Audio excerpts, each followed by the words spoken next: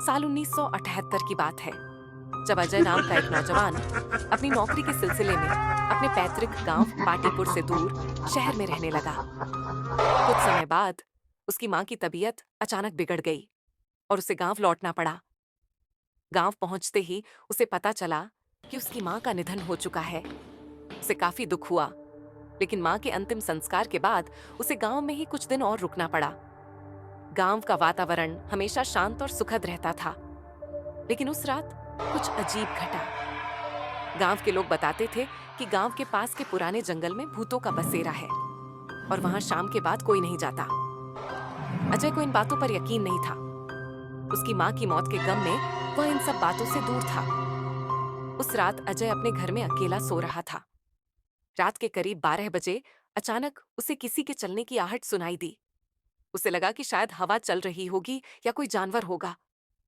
उसने ध्यान नहीं दिया और फिर सोने की कोशिश की, लेकिन आवाजें तेज होती गईं। ऐसा लग रहा था जैसे कोई उसके घर के आसपास चल रहा हो।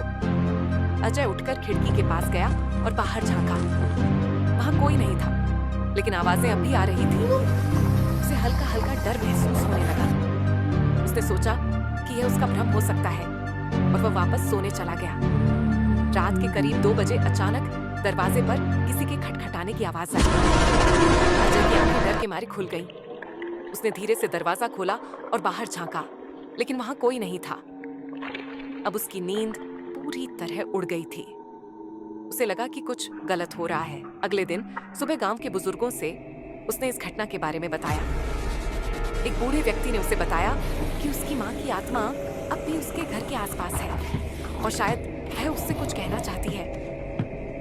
अजय ने इस बात पर भी यकीन नहीं किया और इसे अंधविश्वास समझा, लेकिन वह रात और भी भयानक थी। जैसे ही रात का अंधेरा छाया, अजय को फिर से वही आवाजें सुनाई देने लगी। इस बार वह चौंक गया, क्योंकि आवाजें बिल्कुल उसके बिस्तर के पास से आ रही थीं। उसने दिल थामकर चारों ओर देखा, लेकिन कुछ भी नहीं था। तभी अचानक उसे एक ठंडी हवा का झोंका महसूस हुआ और उसके कानों में किसी की फुसफुसाहट गूंज उठी। अजय, यह आवाज उसकी मां की थी। उसका शरीर कांपने लगा।